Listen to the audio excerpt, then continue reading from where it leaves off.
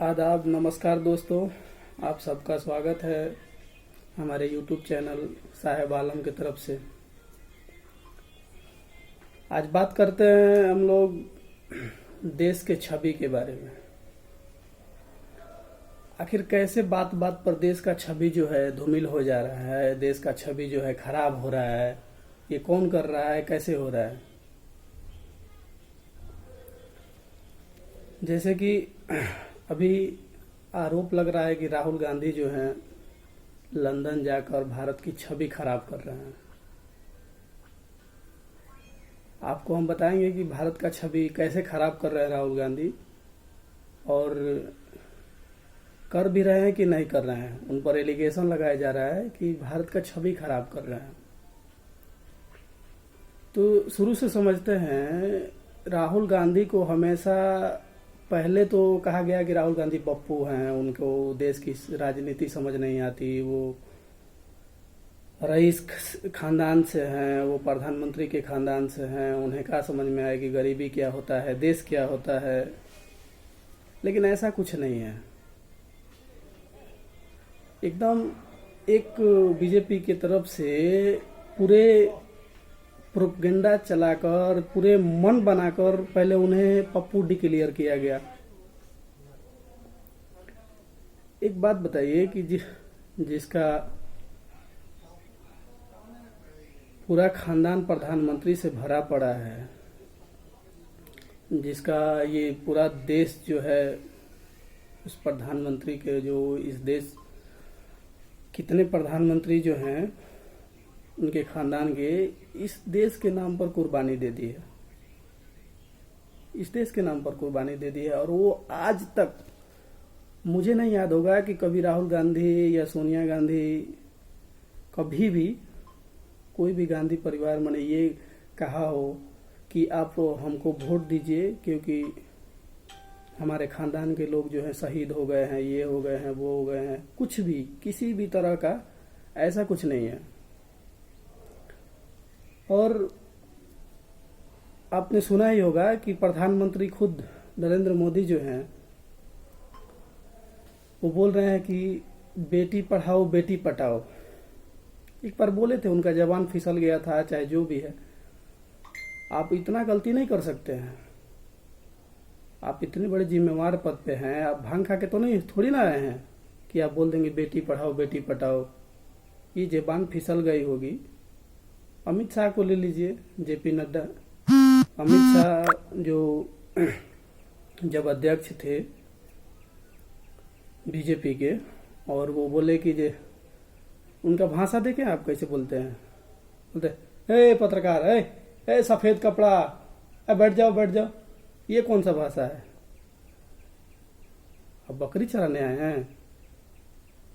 आप एक जिम्मेवार पद पे बैठे हैं, आप जिम्मेदार आदमी हैं, आपके मुंह से ये सब शोभा नहीं देता। और रहा बात छवि खराब करने की, भारत की जो छवि खराब हो रही है, तो लंदन के जो है कैम्ब्रिज यूनिवर्सिटी में बुलाया गया राहुल गांधी को बोलने के लिए, और वहां सिर्फ इतना बोले हैं कि भारत में विपक्ष की आवाज है नहीं सुना जाता है, माइक बंद कर दिया जाता है। इतना बोले हैं, और इतना से भारत की छवि खराब होने लगी कि देखिए भारत को जाकर विदेश में बदनामी कर रहे हैं, ये कर रहे हैं, वो कर रहे हैं। आज तक मैंने सुना था, या आप लोग भी सुने होंगे, कि विपक्ष जो है संसद सत्र को नहीं चलने दिया। अपना ये मुद्दा उठाया, वो मुद्दा उठाया, जो विपक्ष है संसद सत्र को नहीं चलने दिया। लेकिन आज पहली बार ऐसा हो रहा है कि खुद जो सत्ता में है वो संसद नहीं चलने दे रहे हैं। कल संसद की कार्रवाई दोनों सदनों, राज्यसभा और लोकसभा, दोनों सदनों को ये लोग बंद कर दिए, सिर्फ ये बोलकर कि राहुल गांधी देश से माफी मांगे, पूरे जनता से माफी मांगे, जुडिशियल से माफी मांगे, सेना से माफी मांगे।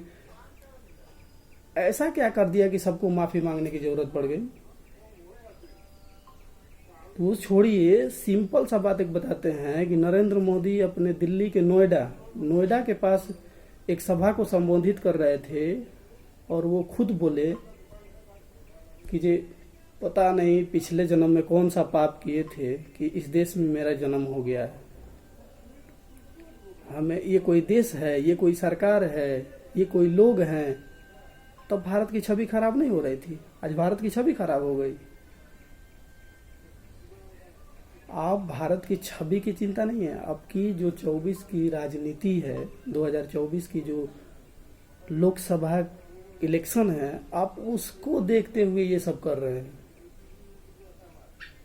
ऐसा कुछ नहीं है कि भारत का छवि जो है बात बात पर कोई कुछ बोल देगा, कोई कुछ बोल देगा तो भारत की छवि खराब हो जाएगी।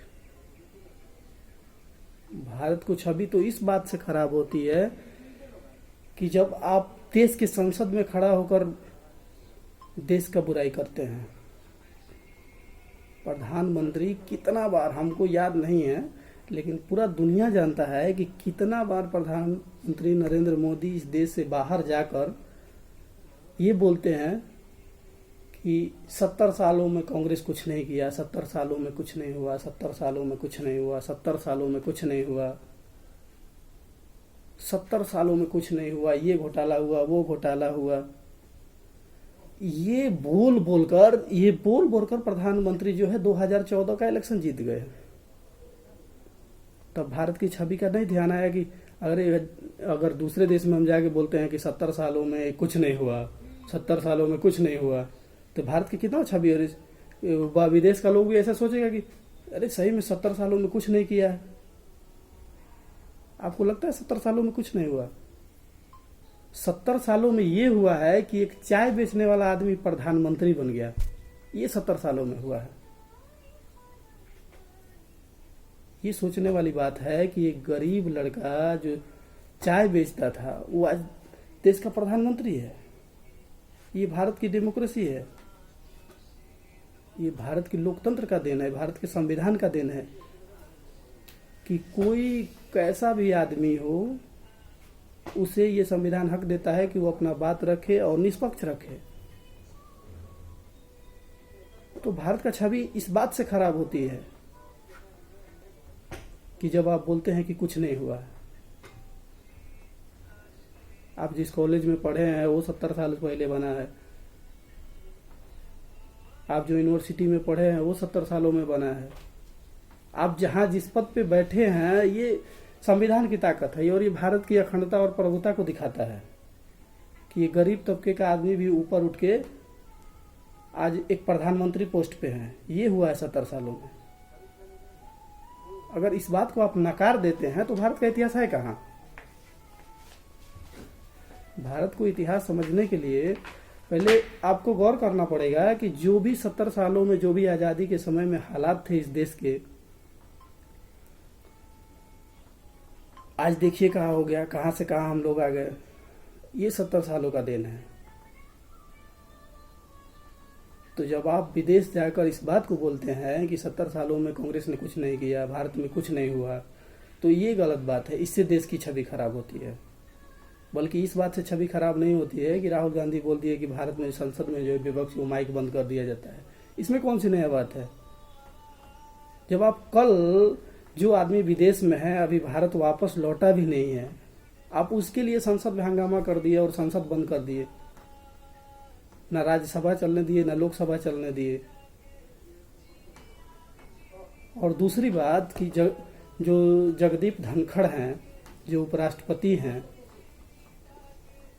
उनको इस देश का और इस सभी पॉलिटिकल पार्टियों का चाहे जो भी देश की जनता है उनका ये ख्याल रखते हुए कि उपराष्ट्रपति किसी पार्टी या पॉलिटिशियन का नहीं होता है, वो देश का मालिक होता है। वो किसी पॉलिटिक्स को अपना विचार नहीं रख सकता है, किसी एक दल को अपना समर्थन नहीं दे सकता है, ना एक दल की तरफ से बोल सकता है। ये होती है भारत की छवि खराब करने वाली बात। जब आप बोलते हैं कि राहुल गांधी ने ऐसे बोला वैसे बोला,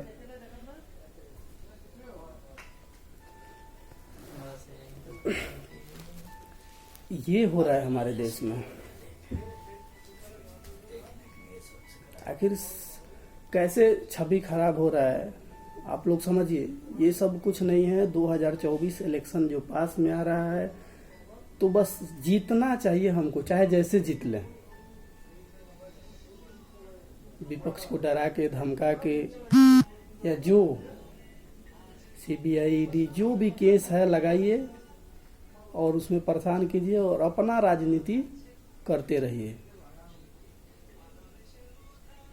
बस और कुछ नहीं है।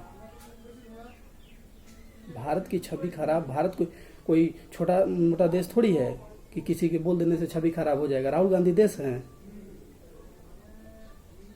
उनके बोलने से छवि खराब हो जाए। कौन है राहुल गांधी? एक सांसद हैं, प्रधानमंत्री नहीं है। अगर प्रधानमंत्री इस बात को बोलते हैं तो वो देश की छवि खराब करने वाली बात होगी।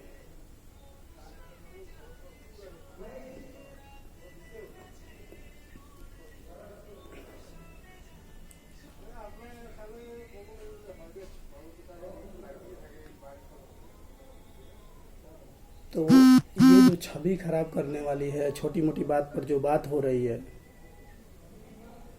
ये सब बहाना है। ये सब देश को घुमाया जा रहा है, मुद्दे से हटाया जा रहा है ताकि नौजवान रोजगार की बात ना करें, लोग शिक्षा की बात ना करें, लोग अस्पताल की बात ना करें, लोग अपने इनकम की बात ना करें, लोग हमसे सवाल नहीं पूछें। ये सरकार इतना चाहती है कि लोग हमसे सवाल न पूछें। हमें नहीं लगता है कि दुनिया में कोई ऐसा प्रधानमंत्री या कोई ऐसा नेता होगा जो कभी प्रेस कॉन्फ्रेंस नहीं किया होगा। कोई ऐसा प्रधानमंत्री नहीं। लेकिन पिछले 9 सालों में नरेंद्र मोदी एक भी किसी भी पत्रकार को इंटरव्यू नहीं दिए हैं, ना वो कभी प्रेस कॉन्फ्रेंस किए हैं। क्यों? ये लोकतंत्र न है, यहाँ जवाब देना पड़ेगा आपको। लेकिन आज तक 9 सालों से प्रधानमंत्री हैं, 9 सालों से एक बार भी प्रेस कॉन्फ्रेंस नहीं किए हैं। वो जवाब देना ही नहीं चाहते। ना प्रेस कॉन्फ्रेंस करेंगे, ना कोई सवाल पूछेगा, ना जवाब देंगे। अभी हाल ही में देख लीजिए 2002 का जो गुजरात दंगा हुआ था, इस पर बीबीसी एक डॉक्यूमेंट्री बनाई थी। उस डॉक्यूमेंट्री को बैन कर दिया गया इंडिया में। मीडिया को कहा गया इसको नहीं चलाना है। कहीं भी नहीं है, यूट्यूब पे नहीं है, किसी भी चैनल पे नहीं है। किस लिए? और वहीं जो लोग जो है, जामिया यूनिवर्सिटी हो या जेएनयू यूनिवर्सिटी हो, जो लोग भी इसको स्क्रीनिंग करना चाहते थे, दिखाना चाहते थे, उन पर विवाद हो गया। पुलिस चली गई, बंद करवा दिया गया, लोगों को हटा दिया गया, नहीं दिखाने दिया गया। तो इस देश में प्रेस से हमको लगता है, प्रेस जो है इसे कोई उम्मीद नहीं रखना चाहिए। जो मीडिया को लोकतंत्र का चौथा स्तंभ कहा जाता था, वो है नहीं अब हमारे देश की मीडिया की रैंकिंग देख लीजिए, 142 है। क्या बात करेंगे? क्या निष्पक्ष पत्रकारिता होगी हमारे यहाँ? जो गिने चुने पत्रकार थे वो भी निकाल दिए गए, और जो गिने चुने चैनल थे उन्हें जो खरीद लिया गया, जो जैसे मान जाए। बस अपना सरकार बनना चाहिए और कुछ नहीं।